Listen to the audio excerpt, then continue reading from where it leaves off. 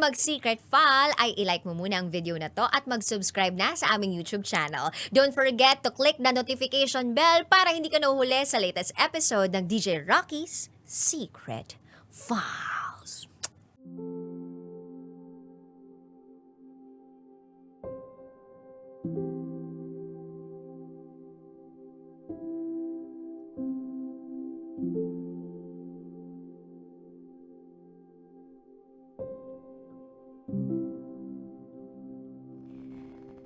And now, it's time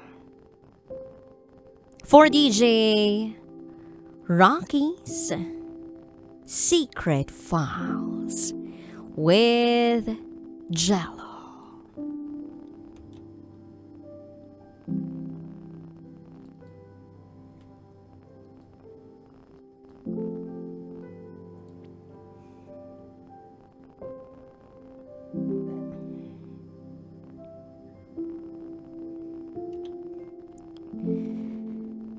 Hi DJ Rocky at DJ Jello.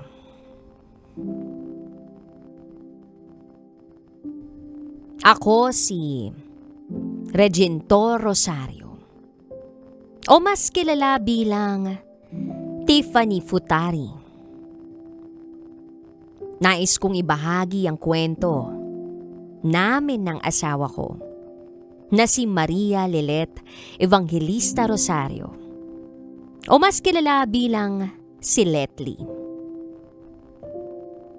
Kaya nagsulat ako sa programa ninyo dahil gusto kong ibahagi ang kwento namin ng pagmamahalan, pagtsatsaga, pananampalataya, at pagpiling manatili sa tabi ng isa't isa kahit gaano kabigat ang pagsubok na dumating sa buhay. At ngayong buwan na ipinagdiriwang ang Pride Month, gusto ko lang maibahagi kung gaano ako kasaya at ka-proud na kabilang ako rito. Kabilang kami ng asawa ko rito. Ito po ang aming secret file.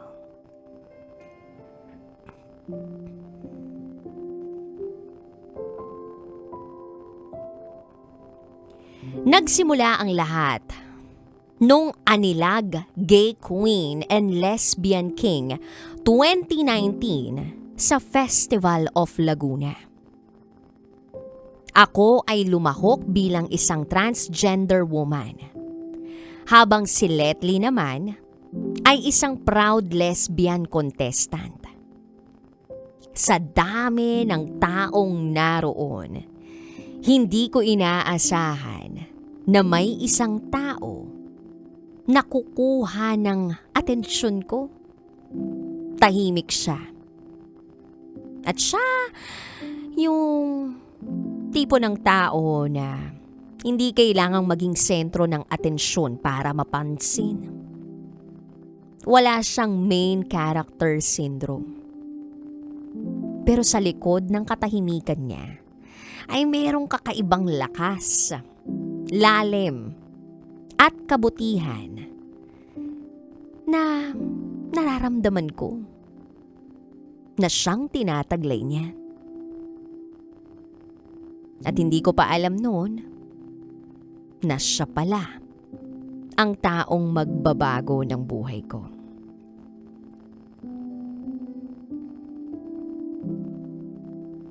Si Letly. March 10, 2019. Naging opisyal na magkasintahan kami. Nagsimula ang lahat sa simpleng pag-uusap, hanggang naging isang pag-ibig na hindi namin inaasahang hahantong sa habang buhay na pangako.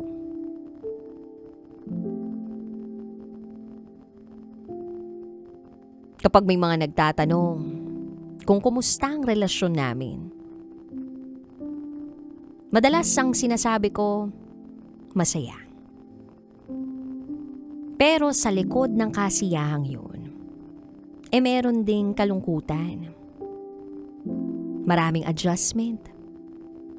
Maraming pagkakataon na kailangan naming piliin ang pag-unawa kesa sa pride. Kailangan naming piliin ang pagmamahal kesa sa pagod. Kailangan naming piliin ang pananahimik kesa sa pagdadada. Basta, ang iniisip namin, ang pundasyon ng aming relasyon ay ang kagandahan ko at ang kapugian niya. Siyempre, charot lang. Bianca Manalo ang peg ko at siya naman, Seth Fedelin. O diba? Perfect match. Pero higit sa lahat, ang pundasyon ng aming relasyon ay katapatan. Ipinakita namin sa isa't isa yung tunay naming mga sarili. Walang pagtatago, walang pagpapanggap. Itong si Letly, napaka-responsable. Maalaga at mapagmahal. Ako naman, mapagmahal din. At ibibigay ko talaga lahat ng kaya kong ibigay sa taong minamahal ko.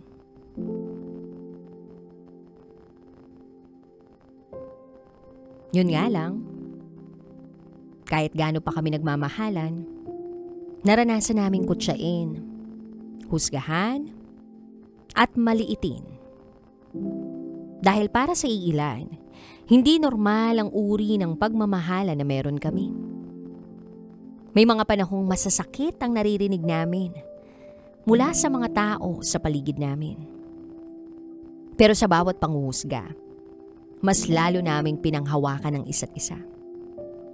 Dahil alam namin na walang ibang nakakaalam at nakakaramdam ng tunay naming pagmamahalan kundi kami lamang.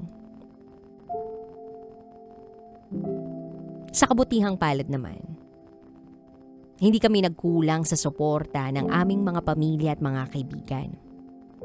Sa katunayan, bago ko pa tuluyang ligawan si Letly, ang una ko talagang niligawan ay ang kanyang lola para makuha ang basbas niya. At simula noon, tinanggap nila ako bilang bahagi ng kanilang pamilya. Naging sandigan din namin ang mga kaibigan namin na hindi kailanman ng husga, kundi patuloy na sumusuporta sa aming pagmamahalan. At akala namin sapat na yon para mas lumalim ang relasyon na meron kami at magpatuloy sa buhay.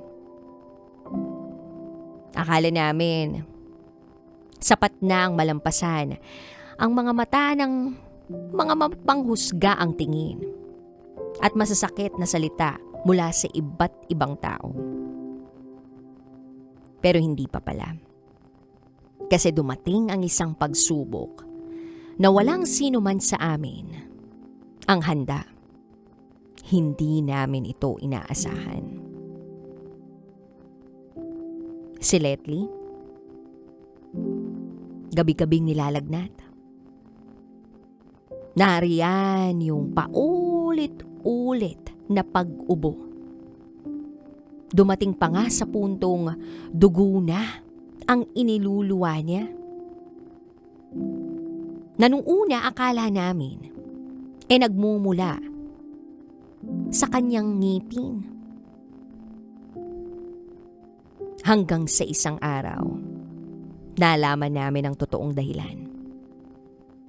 Isang diagnosis na nagpayanig sa aming mundo.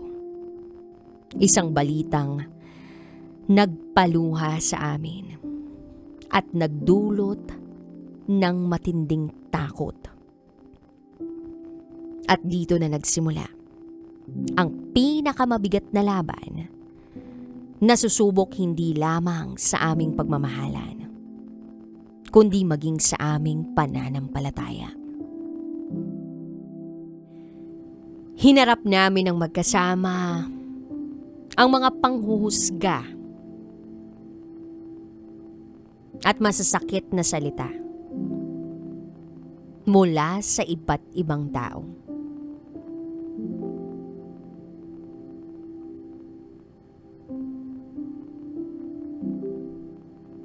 Pero may isa na naman kaming pagsubok na kailangang harapin ng magkasama. Yung pagsubok na mas mabigat kaysa anumang batikos na aming naranasan.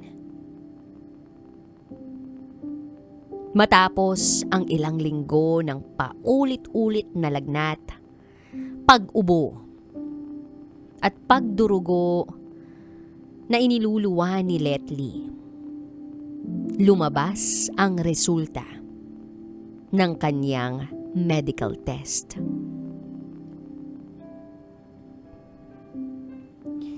Pulmonary tuberculosis, TB.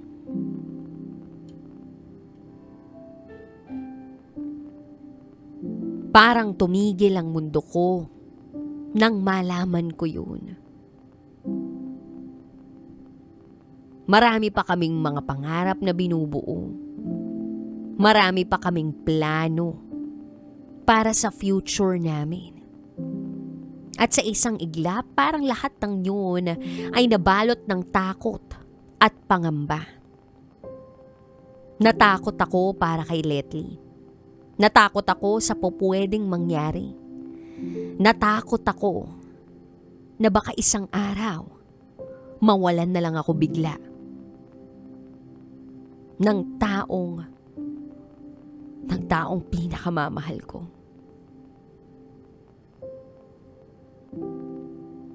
At sa halip na umurong, mas lalo kong pinilit na kumapit. Pinili kong samahan siya sa laban na yun. Kinuha ko si Letly mula sa probinsya nila at inuwi sa aming bahay sa Calamba para personal ko siyang maalagaan. Kasama ko siya na napupuyat kapag hindi siya makatulog. Kasama niya akong lumalaban sa bawat araw ng kanyang gamutan. Kapag nangihina siya, pinalalakas ko ang kanyang loob. Kapag ako naman ang napapagod, siya ang nagpapaalala kung bakit kailangan naming magpatuloy. At doon namin tunay na naunawaan na ang pagmamahal ay hindi lamang tungkol sa masasayang larawan, sa matatamis sa salita, o sa magagandang alaala. Ang tunay na pagmamahal ay makikita at mapapatunayan sa pananatili kapag ang sitwasyon ay mahirap na. Sa pagpili na manatili kahit may mga dahilan para sumuko. At sa panahong pinakakailangan ka ng taong mahal mo, kakapit ka.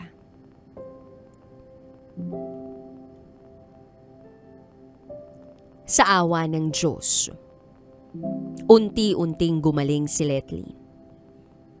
Habang siya ay bumabalik sa lakas niya, lalo namang tumitibay ang relasyon namin.